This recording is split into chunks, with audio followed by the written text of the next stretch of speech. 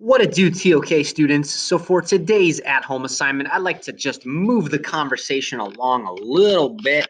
Normally, I like to do this in class, unfortunately, but just the way things worked out, this is how I think it's going to have to go. So what you're going to need for this assignment is this 1.2 knowledge versus belief activity. And yes, I did it correctly. Okay, so you already talked about some of these in your group, and then you should have had a couple of things in each category of things that are known versus things that are believed. I think when we come back in class, we'll talk a little bit about how we differentiate those things and what that looks like. But what I'd like to do is talk a little bit about part 3, which is the classical definition of knowledge. So I have this outline. If you like to take notes a different way, by all means do that. But this is going to have you keeping track of what you really need to know, and it's all in one like clean handout. So that's what you're going to need, and we're going to start right here with this Roman numeral 1, knowledge. Okay, so goes along with this slideshow that we've been working on so far.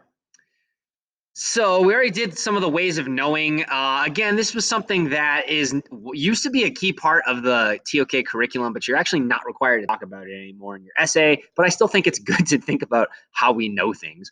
So sense perception, we talked a little bit about how you develop things based on reasoning.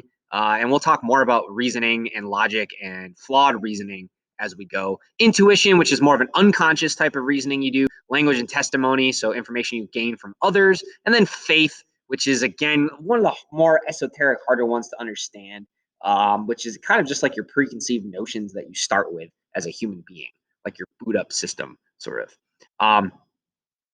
So we start off with knowledge. So this is Plato, and Plato is generally attributed with having the classical account, as in classical, as in like classics, that kind of classicalists, and it's generally attributed to him. But his idea about knowledge was that knowledge can be defined as kind of an idea that has 3 things. So the first thing that you need is a belief. So you have to believe something to be true in order to develop your knowledge. Otherwise, you wouldn't really be able to call it knowledge. So the first characteristic is belief. But that belief also has to be true, which means that it has to reflect reality. It actually has to be based in some kind of example of objective source or reality or something that's actually occurring. And then finally, it's got to be justified. And this is kind of a philosophical term, but if you want to like freak out a debate partner at some point someday, you can refer to them as your interlocutor, but it just means the person engaged in the conversation or the belief has to have some specific reason for why the belief should be true. In philosophy lingo, the person is always referred to as S, and the thing they know is always referred to as P. So they would say that S knows P if P is true, S believes P, and S is justified in that belief. And if you're missing any of those things, then Plato, in the classical account of knowledge, would say that you do not have knowledge, or you cannot say that you know something. It's also known as JTB, and I know what you're thinking, Justin Tyrannus Bieber, but no, that's not true. It is justified true belief, and it's also sometimes called tripartite knowledge. Tripartite because it has 3 parts. So just to do a little bit of practice with those characteristics, here is an example. So what I'd like you to do is think about, let's say that you have knowledge that it is raining outside. So your belief in this situation would be that it's raining. The truth would be that objectively outside, it actually is raining. But what I want to know is, how could you justify the fact that it's raining? So what would your justification be? So take some time to think about that. I would encourage you to pause me because I'm not going to stop and like do like a long pause.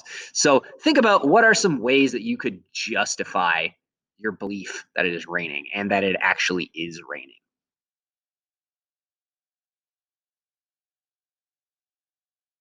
So one way that people usually gravitate to right away is sensory perception and looking at, oh, I can look outside and I can see it's raining. I can walk outside and I can feel that it's raining. I can hear the rain. Those are all sense perception things. If you can't actually see the rain, but maybe you can do some kind of like reasoning or logic through it. You can hear the rain on your rooftop. Maybe you have a friend that comes over and they come in and like they're soaking wet from outside. You can kind of make an inference to the best explanation that it is in fact raining outside. Maybe you could go by testimony and somebody tells you, somebody that you believe and trust tells you that it's raining, and you can justify it based on that. You could also have like an app on your phone that maybe even if you're in like a dark basement playing Minecraft or Fortnite or something like that, that you can look at your phone and you can see that it is raining.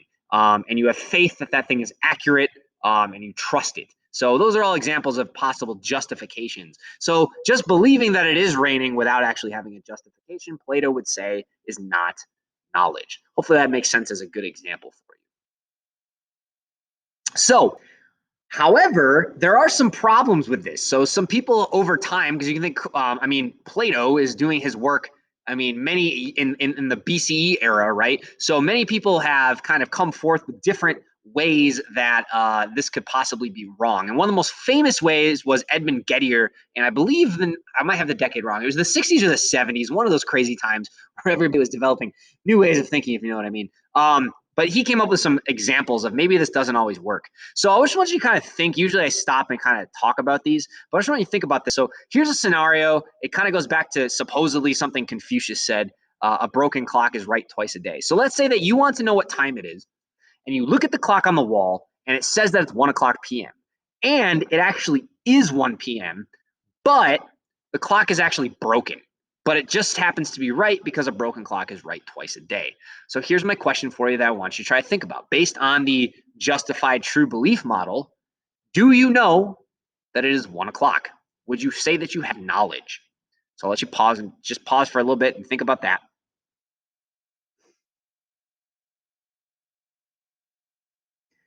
So if you run it through the justified true belief model, you have a belief that it's 1 o'clock. It is actually 1 o'clock. And your justification is I looked at a clock on the wall and it said it was 1 o'clock. That's a justified true belief. However, it might not feel right to you, maybe intuitively in your gut, to think that you should say that you have knowledge that it's 1 o'clock if the clock was actually broken and just happened to be correct. You might be feeling like that's kind of like a little bit of luck. Like, could it be knowledge if you're just lucky? Should that be allowed? It might not feel exactly right to you in that case. So this is an issue of you have a justified true belief, but it's not really based off of anything that you necessarily did. You didn't use any like particular inference abilities. It just happened to be lucky. So that's one thing that's called a Gettier case that kind of demonstrates that justified true belief can sometimes be flawed. Here's a second one that's a little bit more complicated and a little more like seems a little more contrived, but you literally can make up a lot of these different situations. It's not just a contrived thing that's superficial, even though it might seem that way. This type of thing occurs a lot in regular life. So let's say that there's a farmer in a field and he looks across into another field. He can see across the field and he sees what looks very much like a sheep. And he says to himself, aha, there's a sheep in that field. And he says he knows that there's a sheep in the field. However, the thing he was looking at was not actually a sheep. It was just a big sheepdog or some other animal that kind of looks like a sheep from far away. So he doesn't actually know at that case that there is a sheep in that field. But just to add another little wrinkle to it, let's say there was actually a sheep in the field, but it was just in a different spot from where you were currently looking. So this is a little bit different type of a situation. You have someone that has a belief. That belief also is true. It reflects reality. And it was justified because he was looking at something that he thought was a sheep. However, that wasn't the actual sheep. So then my second question for you here is does that farmer have, or if you're the farmer, do they actually have knowledge that there's a sheep in the field? So you can stop and kind of look at that scenario and kind of think about that again. And does it fall into justified true belief? Or is there something else kind of wrong with that?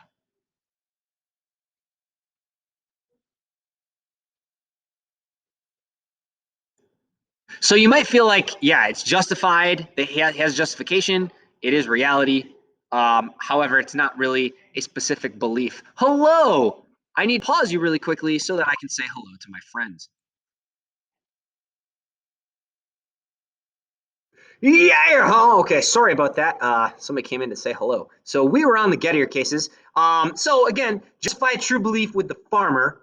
Um, but it doesn't seem like he's right? Like he has a misconceived notion of what is actually true. So even though it is true, his justification is misconceived or ill-contrived.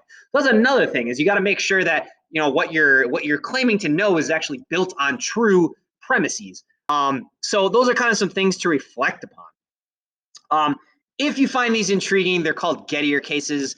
They're used to argue that the classical definition of knowledge is lacking, and then some philosophers in the 60s and 70s and so on have worked on developing new definitions and new theories about what knowledge actually is. In fact, some have said that you actually gain knowledge first and then develop your belief. So the classical definition says belief and then knowledge. Some people are what's called knowledge first schools of thought, where they think you have to have a knowledge base and then you develop your beliefs.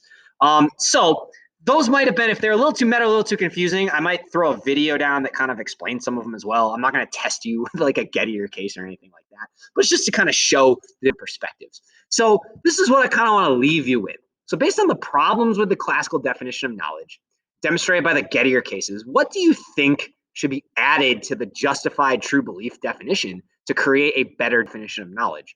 So what do you think, based on those situations, or just in general, just your own thought process, what do you think should be added onto that, if anything? Maybe you don't even want to use this. Maybe you just want to throw it away and come up with something completely different. So how would you define knowledge, whether it's adding to justified true belief or doing something different? Don't do it in your private channel. Just do it in your notes. And I think what I like to do is we'll come back and kind of talk about this tomorrow, or in the in-person class, and then we'll kind of move on to some of the issues we have with knowledge once we have defined it. So thank you for listening. Let me know if you have any questions. Otherwise, we will see you later.